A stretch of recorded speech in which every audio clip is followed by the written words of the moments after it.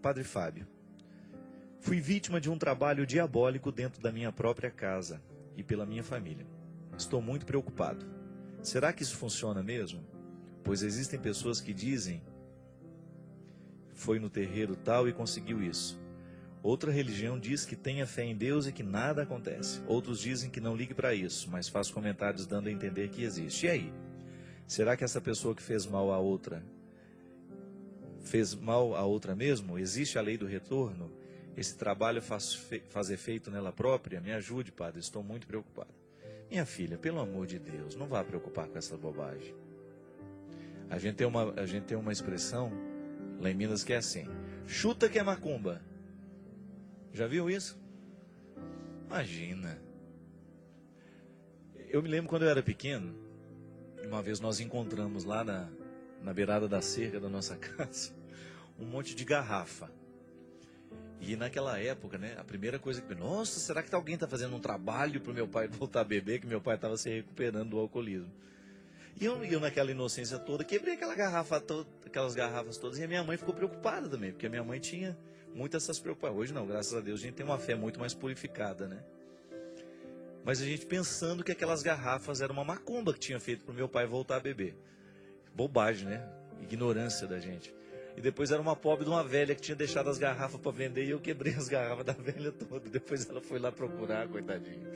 Não tinha nem uma garrafa inteira mais. E mesmo que os macumbeiros hoje estão com tanta preguiça que nem galinha preta tem mais, é caldo quinó. Então já não põe nem mais a galinha, só o caldo quinó já substitui a galinha.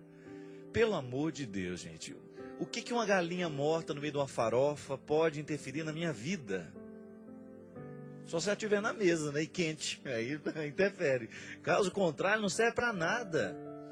Essa história de que fizeram um trabalho, costuraram a boca do boneco, que fizeram isso, fizeram aquilo... Essas coisas só têm poder, sabe por quê?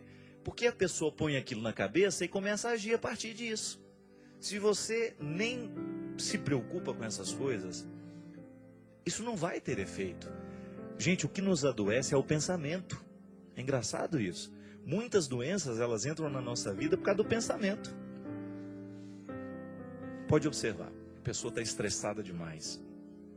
Está passando por um período de turbulência, passando por um período difícil, muitas coisas ruins, e ela começa a internalizar. É a mente, ela vai dormir, ela não consegue dormir, ela fica preocupada o tempo todo. Eu sou assim, quando eu passo período de estresse, de muita viagem, de muita preocupação, a minha imunidade vai lá embaixo. E o doutor Antônio, meu médico lá de Petrópolis, ele sempre fala: padre, a época em que a gente mais adoece é quando a gente está nesses períodos de muito estresse. Muita gente desenvolve cânceres nesses períodos da vida, porque a imunidade está tão baixa, porque células cancerígenas nós produzimos toda hora, que são as células desordenadas, né? É interessante como é que o câncer nasce. O câncer nasce de uma desordem celular, que não é um celular que você atende, não é da sua célula. A desordem que acontece no organismo provoca, então, elas vão se acumulando, o organismo não expulsa, aquilo vai virando um tumor. E elas vão se ramificando. Muito câncer nasce, estava dizendo, o tempo todo nós estamos produzindo essas células, que estão desorganizadas. É como se você colocasse um bagunceiro no meio do grupo, sabe? Mas a imunidade estando boa, você expulsa, o organismo expulsa naturalmente essas células mortas, essas células, e ele se reorienta. Agora, quando o organismo está muito cansado, quando ele está muito debilitado, quando a pessoa está passando por muito desgosto, a minha mãe usava esse termo, aquela pessoa está passando tanto trabalho na vida, trabalho todo mundo passa, mas quando o trem está ficando feio demais, né? Quando você está muito desorganizado, a sua possibilidade de adoecer é maior. Claro que você não vai ficar preocupado: ai meu Deus, será que eu estou criando um câncer dentro de mim? Não, você vai ficar preocupado com isso não. Você vai agora ficar atento, porque a doença começa aqui. Então esse trabalho que fizeram para você não vai ter nenhum poder sobre você se você não autorizar. Então se você ficar pensando: ai meu Deus, ela quer meu mal, ela fez isso, não. Agora, a partir do momento que a sua mente se ocupa dessas bobagens, é possível que aquilo até aconteça mesmo. Muita gente age na direção do inimigo, né? Escutou isso, leu aquilo, e o inimigo vai naquela, e a pessoa vai na direção do que o inimigo quer. Não pode. É igual a mosca na direção da luz, né? Ela morre torrada, porque ela vai na direção do que mata. E às vezes nós voamos na direção daquilo que nos mata. Fazemos a mesma coisa que a mariposa, não pode. Você tem que ficar muito atento para você não permitir que o seu pensamento lhe adoeça. Eu tenho uma história aqui muito interessante, vou aproveitar e dar o exemplo. Durante a minha estada na Bienal, lá em São Paulo, quando eu lancei o Mulheres de Aço e de Flores, a Renata Nogueira, que é a autora desse livro, me procurou lá para me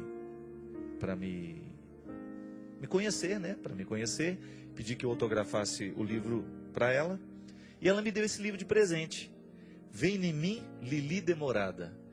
Lili Demorada é uma expressão muito usada nas cadeias femininas, que dizem que a expressão diz respeito à liberdade. Eu já li o livro da Renata, muito interessante os relatos que ela faz aqui.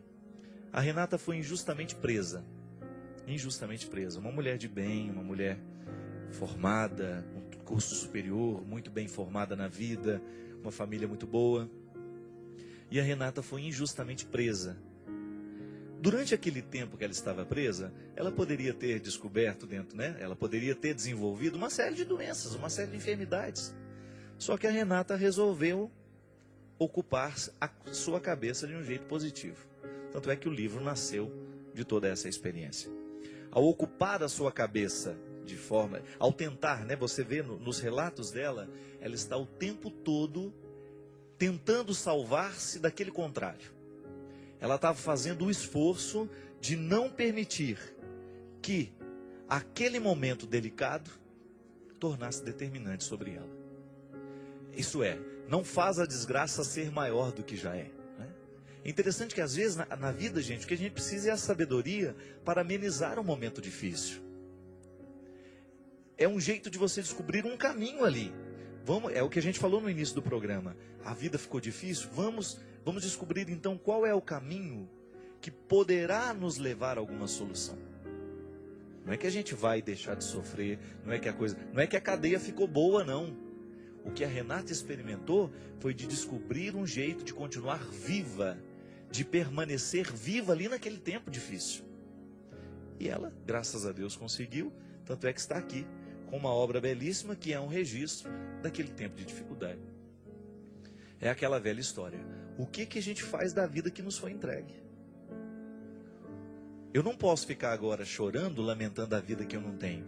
Eu tenho que trabalhar para eu, a partir daquilo que eu tenho, conseguir sobreviver. Para eu conseguir superar as minhas mazelas, as minhas dificuldades. Eu não posso ficar agora, sentar nas calçadas da vida e ficar lamentando. O que faz a diferença é isso. Então nada poderá ser verdadeiramente destruidor sobre nós se a gente não autorizar então aquele poder de destruição.